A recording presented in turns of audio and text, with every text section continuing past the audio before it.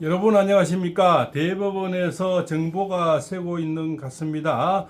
그래서 벌써 박지원이는 무죄라 그러고요. 이재명이도 내일 교통사고 나는 걸 걱정하라는 듯이 무죄를 주장하고 있는 것은 어딘가 모르게 바가지가 새고 있다. 이렇게 볼 수가 있죠. 우리가 헌재에서 논란 갔음이 대부분에서도 논란까지 매우 걱정이 많고 의심의 눈초리도 많습니다. 과연 대법관이라는 작자들이 또 법원 행정처장이나 이런 작자들에서 정보가 새 나오지 않나 이런 의심의 소리가 지금 많이 나오고 있습니다. 그래서 이재명이는 대통령이 다 된 것 같이 지금 이승만 대통령 이렇게 묘수를 달리면서 매국노 이렇게 비하를 가고 이렇게 취급하고 있는 것 같습니다. 벌써 대통령이 돼서 보통 현충원에 이렇게 나들이 하지 않습니까? 그것을 미리 연출하는 듯이 지금 그렇게 모습을 보이고 있습니다. 참 과간입니다. 이미 대통령이 다 된 것 같은 포석을 깔고 있는 것 같아요. 모든 언론도 그렇고 모든 지상이고 모든 매개체를 전부 다 휘어잡아서 이미 지지율을 전부 50% 이상 나오게 이런 만드는 것이 굉장히 수상하다. 전라도 시인 정재학 씨 얘기가 현실로 다가오지 않나 이런 걱정이 매우 많습니다. 거기다가 한덕수 총리가 아주 매서운 내놨죠. 그것이 공약 중에서는 최고의 공약 신의 한 수가 아닐까. 1년만 하겠다. 1년만 하고 나는 개헌을 하고 1년 만에 그만두겠다. 통상조약과 어떤 개헌을 드라이브를 걸죠. 이재명이 가장 싫어하는 것이 개헌인데 개헌의 어떤 맥을 찔렀다. 급소를 찔렀다 이렇게 볼 수가 있고 또 나이에서 오는 한동훈 총리가 나이가 많다는 약간의 핸디캡이 있는데 그것을 바로 찔러버렸죠. 한 1년만 하겠다니까 나이에도 걸리는 것이었고 신의 한 수가 아닐까 이런 또 생각이 됩니다. 그래서 여러 가지 지금 하루하루가 급변하는 정치 형세가 아닐까 이렇게 생각이 되고요.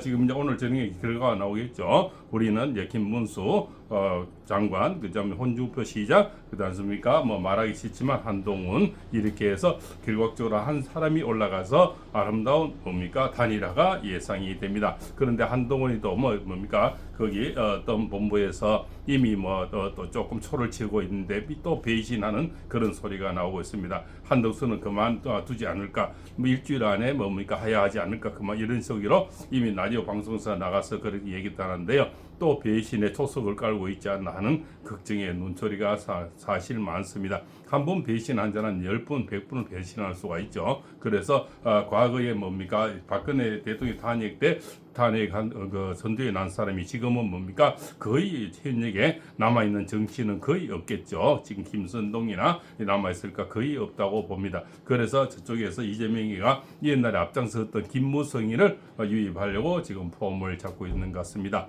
서영규가 국회에서도 옛날에 내란에 계엄을 잘못됐다고 국무위원들 다 일어서서 사과를 해라 할 때 한 분이 딱 앉아 있어서 그렇지 않습니까? 역시 꼿꼿한 김문수라는 얘기가 나오지 않습니까? 그리고 과방이라든가 이런 데서도 절대 윤석열 대통령을 어게인 윤석열이 해야 되냐 하니까 국민이 뽑은 대통령인데 당연히 돌아와야 되지 이렇게 하면서 정치적으로는 어떨지 모르냐 법적으로는 돌아와야지 이렇게 하면서 당당히 얘기하는 그 모습이 전부 다 내란 숙에 내란 몰이를 할 때도 김문수 장관은 끄떡도 안 하는 그 모습을 오랫동안 같이 동지 역할로 같이 살았던 차명진 전 의원께서 김문수 장관님의 어떤 내력을 잘 이렇게 올려놨는데요. 30년을 겪어본 김문수 전 장관님의 어떤 내력입니다. 그죠? 아주 팩트 있게 충격적인 발언을 해놨습니다.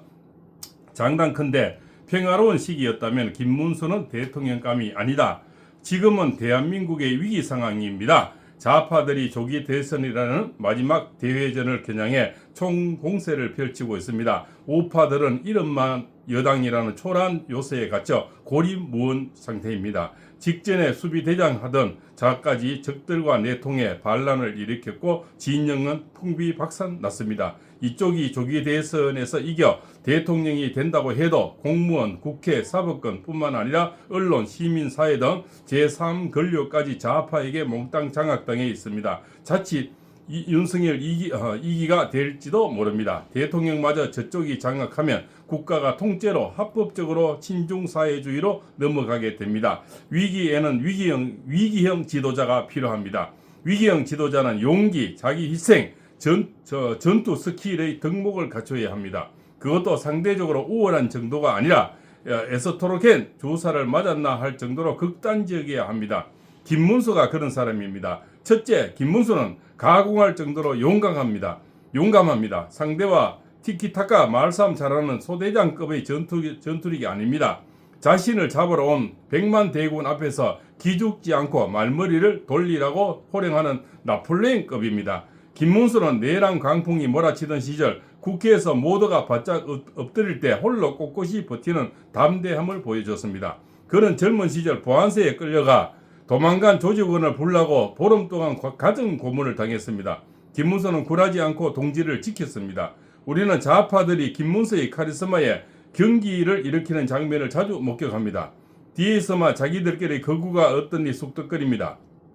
둘째, 김문수의 성공 후사 자기 희생 정신은 수도성급입니다. 그는 주변 사람한테 지나치게 매정합니다. 오죽하면 김문수를 빗대어 물이 맑으면 고기가 안 모인다는 말이 회자됩니다. 박근혜 대통령의 국정농단 주범으로 영의 몸이 됐을 때 김문수는 친구 김무성에게 너는 천년의 저주를 받을 것이라고 쇠망치를 날렸습니다. 김무성하고 친구인가 봐요. 김문수 장관이. 그래서 이분은 너는 천년의 저주를 받을 것이다. 이렇게 김무성에게 날렸다고 합니다. 대의를 위해서는 수십 년 우정도 가차없이 쳐냅니다.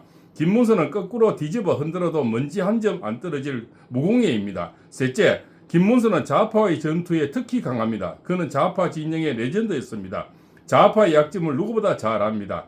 폭력 노조에게는 손해배상이 극약이라는 그의 한마디에 좌파들이 치를 뜹니다. 해방 후 좌파가 최고로 기승을 부리는 지금 좌파들의 약점을 맨도날처럼 도려낼 수 있는 지혜의 지도자가 필요합니다. 김문수에게는 엘리트 코스의 스펙과 넉넉한 정치 자감이 없고 평상시라면 흠이 될 만한 깜빡 능력, 경력, 노조위원장 경력밖에 없지만 끈 잡는 게 매라고 지금은 위기상이 김문수가 최적입니다.